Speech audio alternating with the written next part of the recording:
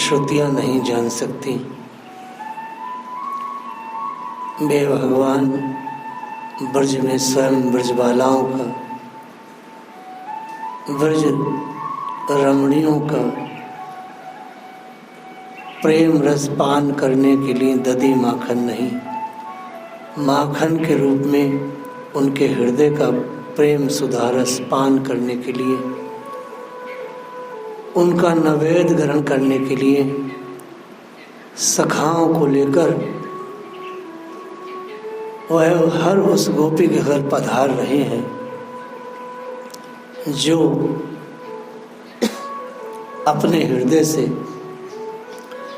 उनको निमंत्रण दे रही है। यह निमंत्रण वैसा ही है जब भगवान श्री कृष्ण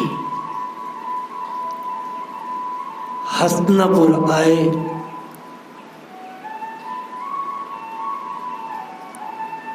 तो विदुर जी की पत्नी ने विदुर जी के मना करने के बाद भी मन ही मन भगवान का आह्वान किया कि नाथ हम गरीब हैं, जो भी कुछ है, 12 साल से हमने अन्न नहीं खाया है, क्या हम इतने अपात्र हैं कि आप हमारे घर ना आएंगे?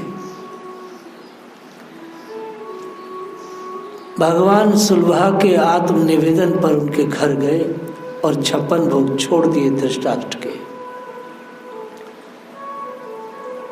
वैसे ही गोपियां अपने चित्त से उनको लगातार खींच रही हैं कि आज लाडला गोविंद कुंवर कन्हई हमारे घर भी आए। जैसे कि कल हमने बताया कि ये एक नई विधि है संसार में, जिसको हम सब माखन लीला और माखन चोरी लीला के रूप में गाते हैं।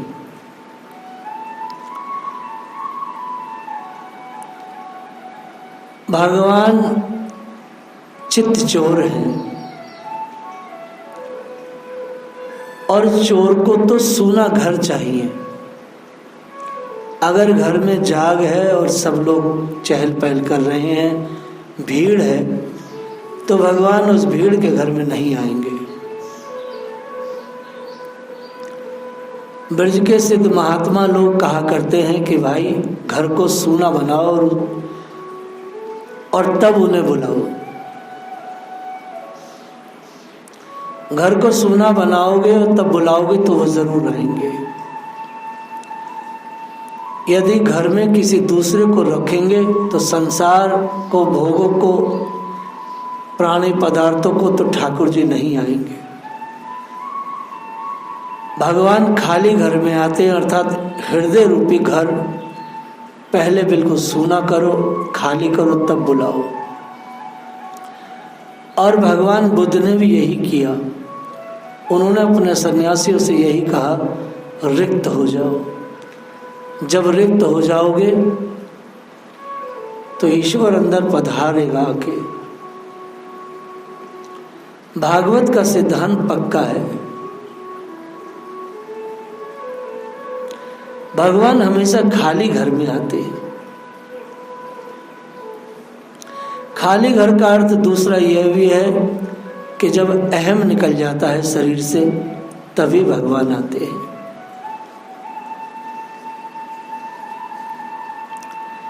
और इतना प्रयास तो मनुष्य को स्वयं खुद करना होता है।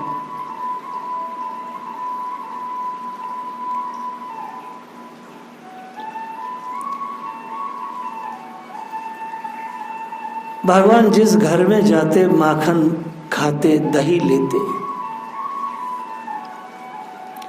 श्री गोपियां कोने में खड़ी होकर के देखती और अपने को निहाल करती।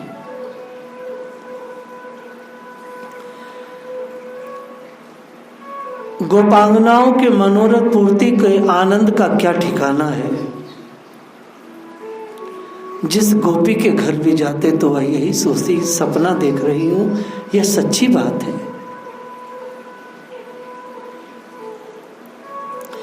मैंने बुलाया तो था, इन्हें मक्खन निकाल कर रखा भी था, इनको खिलाने के लिए, यह सब उसकी स्मृति से उतर गई है बात। भगवान माखन भी ले लेते हैं, भांडे भी उल्टे कर दिए हैं, और जब गोपी देखती है तो ये स्मृति में ही नहीं रहता कि मैंने बुलाया था कि इन्होंने खाया कि नहीं। सब पता भूल जाता है परमात्मा को देख करके जीव।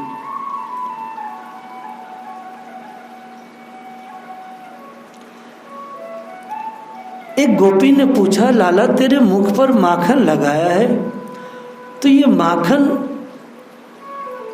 क्या तुम अपने घर से लगा के आए हो कि तुमने यहां खाया है? और ये माखन तुम कहां से लिपटा कर के लाए हो?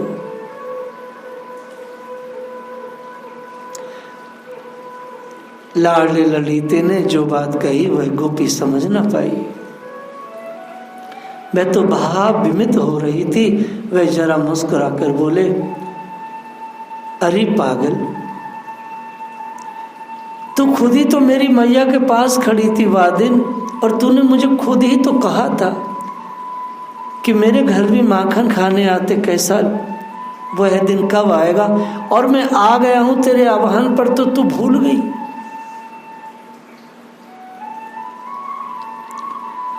भगवान याद दिला रहे हैं तब भी उसको याद नहीं आ रहा है।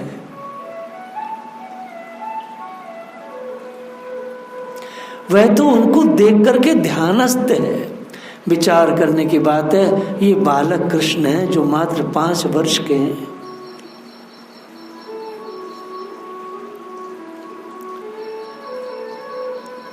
देखे जाई मटुकिया रीति में रखियो कहू हेरी, चकित भई ग्वालिन मन अपने ढूंढत घर फिरी फिरी।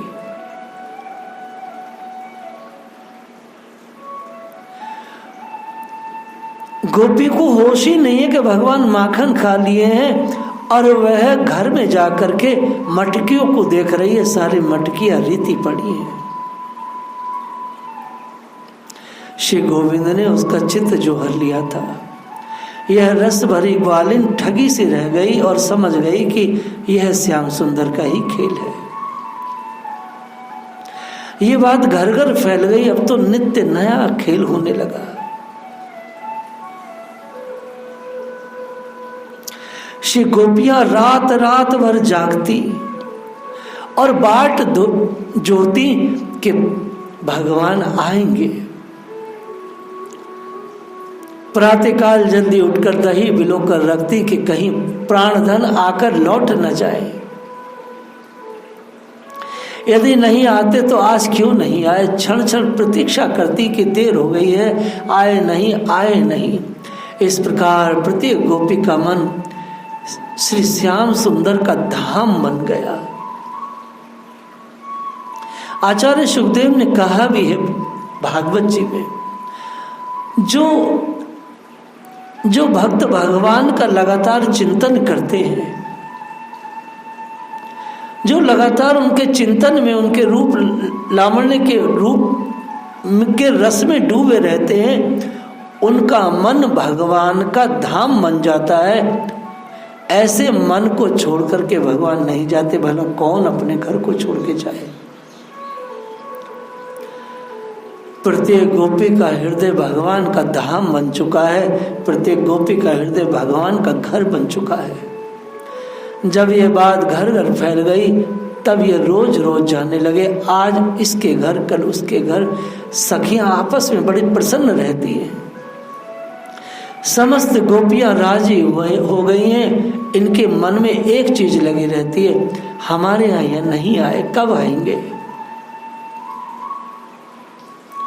इस प्रकार उनकी उत्कंठा जगाने लगातार भगवान जगाते रहे। 2, 4, 10 के घर जाएं, 1, 2 के घर नहीं जाएं। अब तो इनका दिन भर इसी में बीतने लगा। भगवान ने ब्रज में किसी का घर भी नहीं छोड़ा। जिसके घर नहीं जाए वो जाने वाले गोपी से कहे, तेरे घर आए थे प्रीतम? हाँ, मेरे घर तो आए, परंतु मेरे घर नहीं आए। इस मधुर चर्चा में सारा ब्रज डूब गया। भगवान की इस माखन लीला को संसार के प्रत्येक भक्त ने बहुत भाव और प्रेम सिखाया है। श्री कृष्ण कर्णामृत में भी स्पष्ट है, निभृत पद्मगार बलवीन प्रहृष्टा पातु गोपाल वाला। वह गोप बालक दधी का दान लेते हुए दधी का और माखन की उस प्रेम रस को प्रत्येक घर में प्रविष्ट होकर के पा रहा है।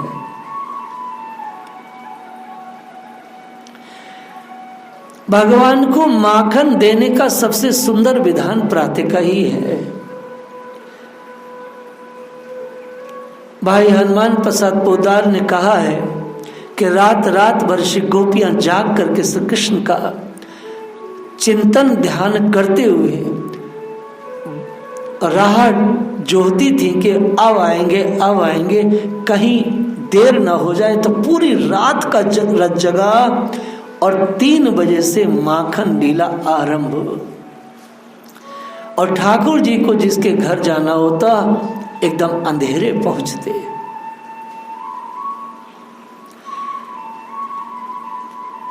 ब्रह्म मुहूर्त माने मंगला आरती, माने अंधेरे में होना। एक गोपी कहती, बहन सुन, एक दिन की मैं अपने घर की बात बताऊं। कितनी मधुर बात है। उस दिन सवेरा हो रहा था, अर्थात रात्रि के 3 पहर बीत चुके थे।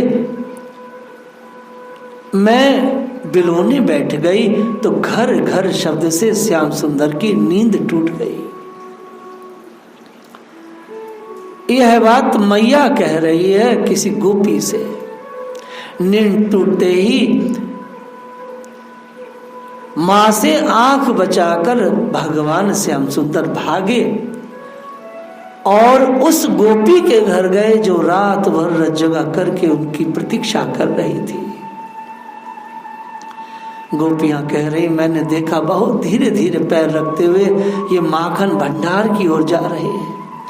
इन्होंने सोचा कि मैं देख लूंगी तो भय हो गया। पहले घर का पहला दीपक बुझाया, फिर दूसरा बुझाया, तीसरा बुझाया। इस तरह से फूंक मार मार कर सब दिए बुझा दिए। अब कोई नहीं दिखे क्योंकि सब दीपक बुझ गए, अंधेरा हो गया। तब सखी क्या बताओ, इस लाडले ललिते के श्री अंगों से श्याम ज्योति निकल रही थी। इनके गहनों का जो प्रकाश था उसे मैं देख रही थी। यह समझ रहे थे कि मैं नहीं देख रही हूं, परंतु मैं देख देख कर निहाल हो रही थी। ऐसी चतुराई से ये सभी दीपकों को बुझाकर मेरे घर आए। दूसरी बोली, सुनो, ये मेरे घर भी आए थे पर कुछ देर हो गई थी, तब मेरे घर पधारे। बहन क्या बताऊं, आज तो ऐसा विचित्र जादू हो गया कि मैं तो उनके श्याम कलेवर को देखकर ठगी सी रह गई। ये द्वार पर आए, बस इतना ही देख सकी, कुछ मैं देख नहीं पाई। बोले क्या हो गया था? उसने कहा, मेरी आंखों में श्याम रंग समा गया, एक जगह श्याम रहे तब न देख पावे। उसने कहा, हुआ क्या? बोली, मेरा जो पद्म राग का दरवाजा था श्याम हो गया, देहरी श्याम हो गई, आंगन श्याम हो गया, खिड़कियां श्याम बन गई, ये खंबे श्याम बन गए। बहन क्या करूं, मेरी साड़ी भी श्याम बन गई, सारे अंग श्याम हो गए।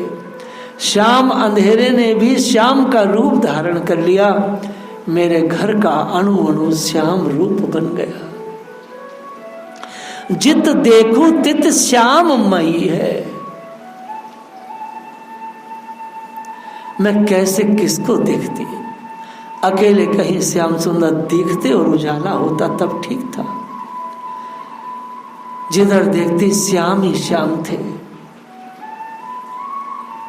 मक्खन का भंडार में आप विराजे, विशाल बख्शिश स्थल पर नवनीत बिंदु झलमला रहे हैं।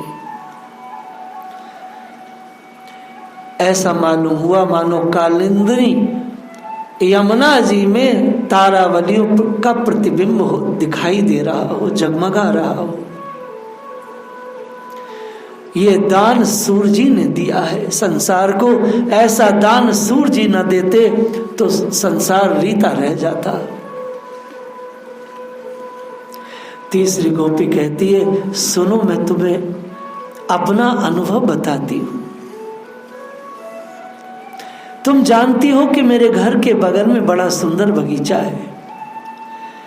मेरे यहाँ श्याम तो आए धीरे से, परंतु जो उनके नुपुर थे वह बज उठे, मानो उन्होंने बजा दिया मुझे चेत कराने के लिए ही। मेरे कानों में रुनझुन ध्वनि पड़ रही तो मैं दृष्टि उठाकर देखने लगी। मैंने देखा कि श्याम धीरे धीरे सशंकित से डरते हुए मेरे घर की ओर जा रहे हैं। सोचा कहीं देख न ले तो मैं लताओं में छिप गई। ये द्वार पर पहुंचे, यहाँ कोई था नहीं, किवाड़ खुले थे तो ये अंदर घुस गए। तभी मैं धीरे धीरे से जाकर इस ताक में बैठ गई कि ये जब खाकर बाहर निकलेंगे तब दर्शन करूं। जब अंदर जाकर ये बाहर आए तब उनकी कोमल हथेली पर नवनीत शोभित था। खा तो लिए थे, हाथ में भी था। अब मैं पकड़ने लपकी तो मेरे हाथ में आ गए। आह, भगवान हाथ में आ गए। लेकिन बहन मैं क्या कहूं, मैं पकड़ना चाहिए, पकड़कर कुछ बोलना चाहती थी परंतु बोल ना पाई। उनका स्पर्श होते ही मेरे अंगों में कंपन हो गया। मैंने देखा उनके अधरों पर मुस्कान छा गई है। मैं कांपने लगी, वो मुस्कुराने लगे। फिर हंसकर बोले, अरे क्यों पकड़ा है तेने मुझे? देख, उस दिन तू आई थी ना वह गोपी के घर में और मैं वहीं तो तूने वह दिन कहा कही कि सखी तेरे घर तो आ गई, ये मेरे घर कब आएंगे? तूने मन ही मन कही। तो देख मैं आज तेरे घर आ गया। तूने मुझको प्यार किया था तो को याद है ना?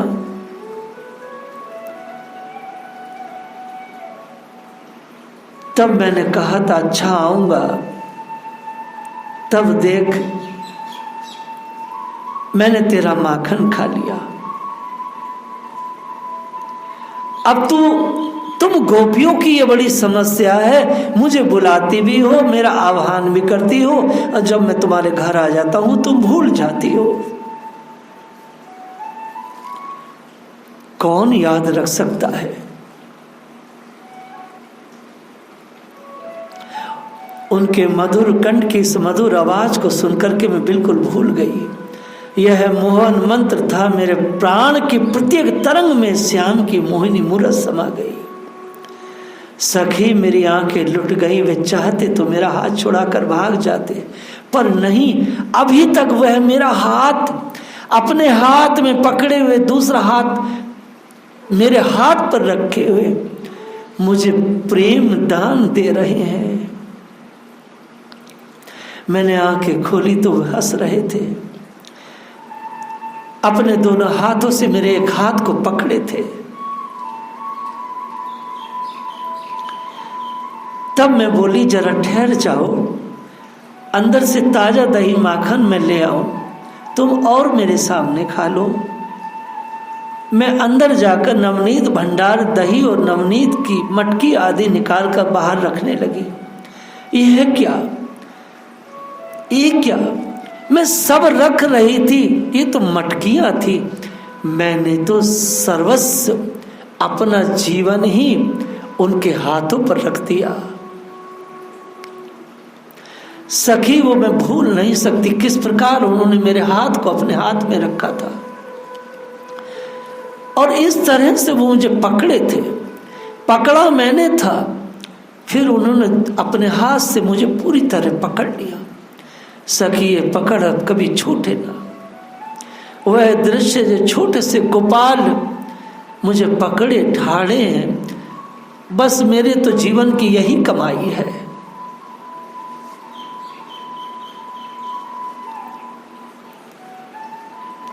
चौथी कहती है, मेरी बात सुनो सखी।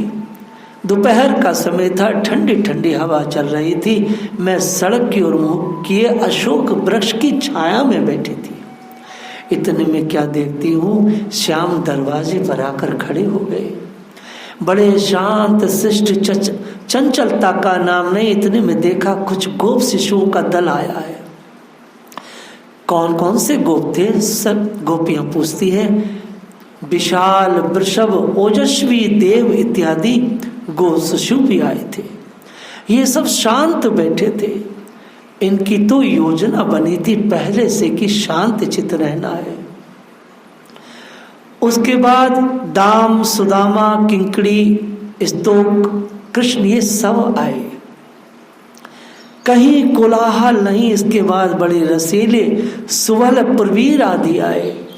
यह भी आज चंचल नहीं है। फिर सबसे अंत में मधुमंगल आए, पुष्पक आए, हंसक आए। इनमें भी चपलता का लेश नहीं था। सबके सब बाहर आम के पेड़ की छाया में इकट्ठे हो गए, मानो कोई कुछ लूटने की तैयारी में सारा दल बल बटोर करके गोपाल मेरे घर के सामने बगीचे में ठाड़े हो गए।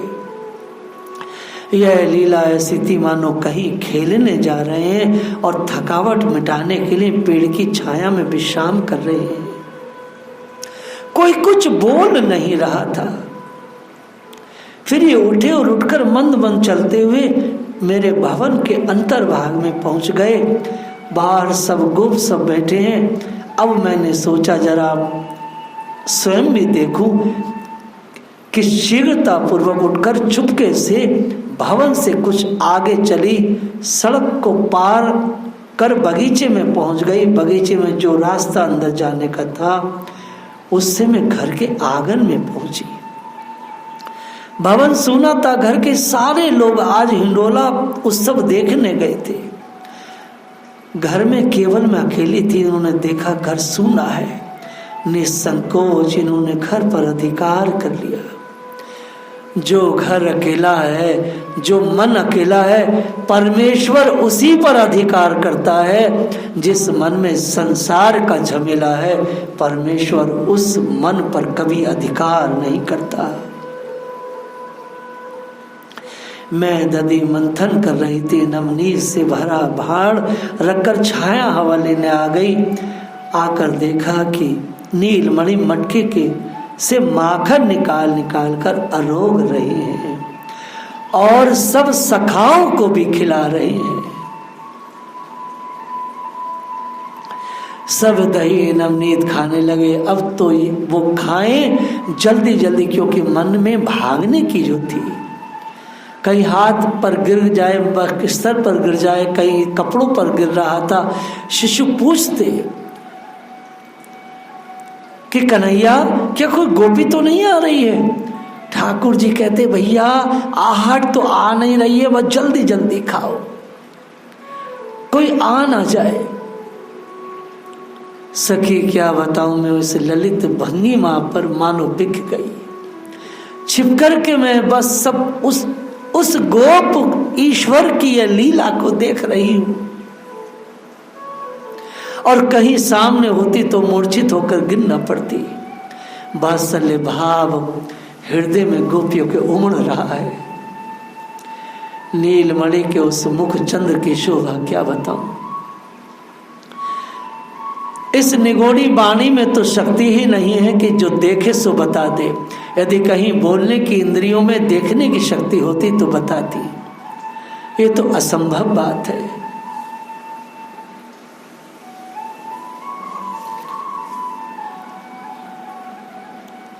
इस प्रकार यह गोप बधू आपस में तमाम चर्चा किए रहती है। इन्हीं की बातें, दूसरी कोई चर्चा इनके जीवन में इसके अलावा कोई और चर्चा नहीं है। ये बड़ी सुंदर बात कहते हैं। इस लीला को जो लोग चोरी समझते हैं वह स्वयं अपने ज्ञान की चोरी करके बैठे हैं। चोरी दूसरे की वस्तु की होती है।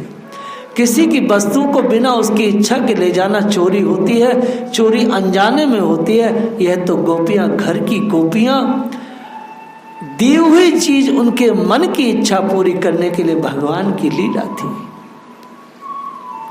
यह तो नवनीत भोजन नहीं है, यह तो मानो कमल और चंद्रमा का सम्मेलन है। जो लोग भगवान को माखन चोरी की लीला कहते हैं, वास्तव में उनका ज्ञान वह अपत्य ज्ञाना है, अपहत ज्ञाना। उनके पास ज्ञान नहीं है, माया ने उनके ज्ञान को हर लिया है। ये तो प्रेम की लीला है। जय श्री राधे।